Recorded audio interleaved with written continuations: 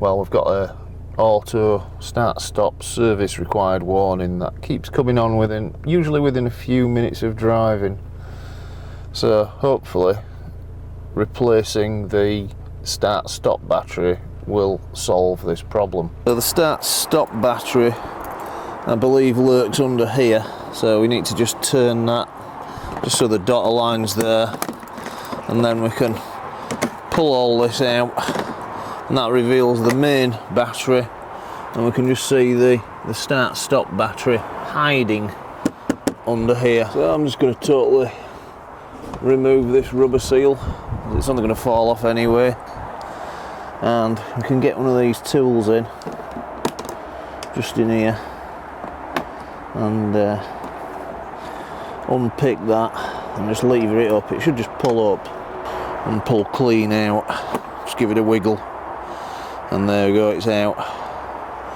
And there's a couple of them either side. So the next move's to remove these spindle covers for the windscreen wipers, and it looks like someone's definitely been in here before,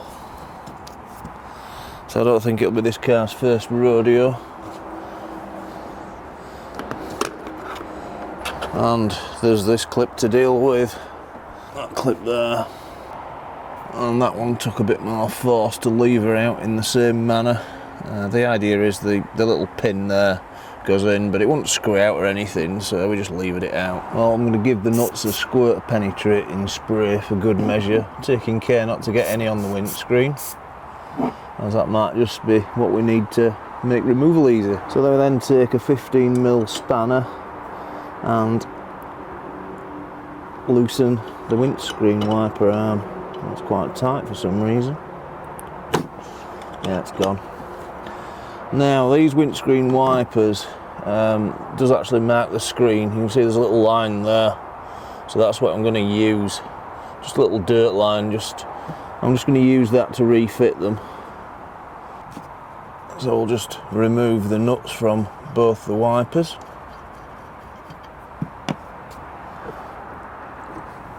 If we're really lucky, they should just come out and lift off. That's one down.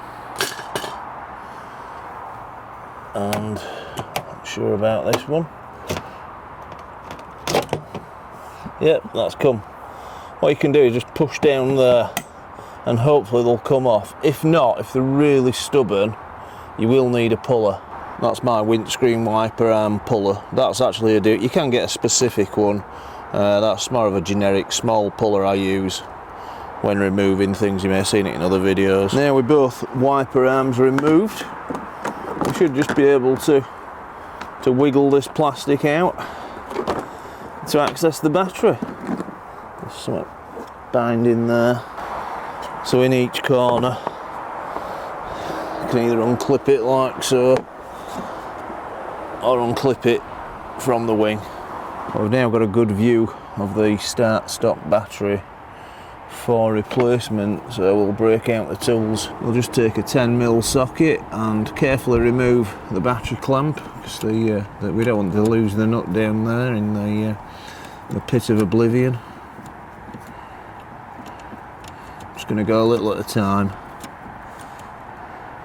and I'll take the rest off by hand. So we'll lift up the clamp, and that just wiggles out there, and the battery's now loose, so we can just undo this little vent at the side.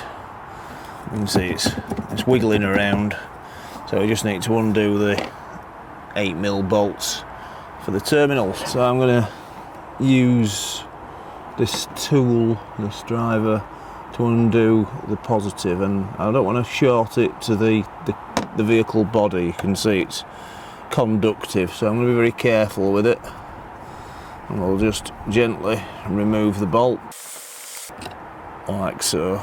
I'll just tuck that in there for now, as it's against plastic, so it can't short. I'll do the same for the negative side of the battery. So what I've done, I've just put the positive in a rubber glove, just so it can't short to earth. Obviously we don't have to worry about this negative connection, and we should just be able to fish this battery out.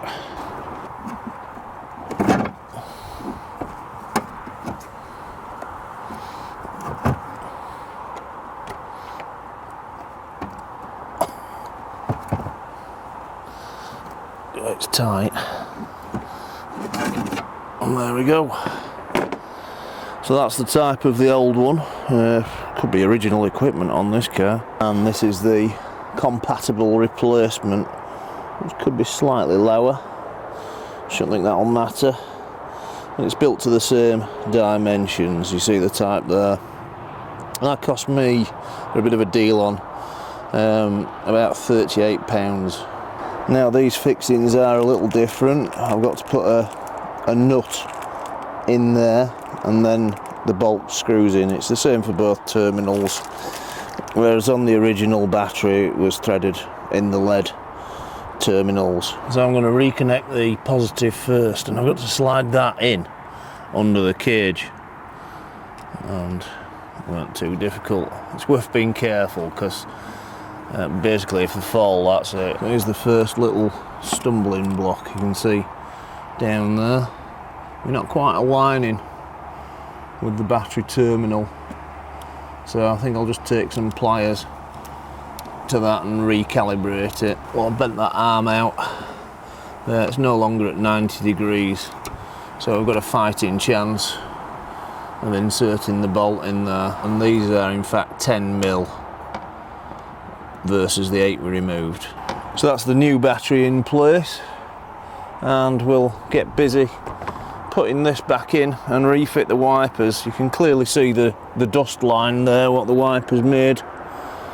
So that just gives you a little heads up. It's a bit more faint on this side. A little heads up as to how to refit them. You could always take a picture. I always like to put a bit of grease or copperies just on that spline there, just so the wipers come off nice and easy. Well, we'll put the plastics and the wipers back on, and next thing to do is give them a test. So I'm happy at that.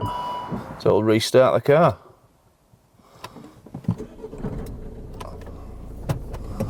Now, one thing I am going to do, because it's so easy to do, is reset the BMS, the battery monitoring system, by unplugging this connector here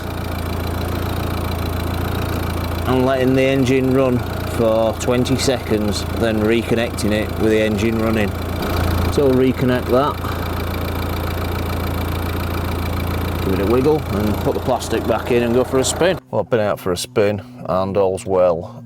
It didn't quite stop start, maybe we didn't quite get enough juice in, but often it can be difficult to achieve that. The main thing is no warnings came up, so I'm over the moon with that. It's been worth £35 and a bit of sweat to remove that warning, even if the start stop doesn't work. Many thanks for watching, and why not subscribe to learn of more low cost repair solutions.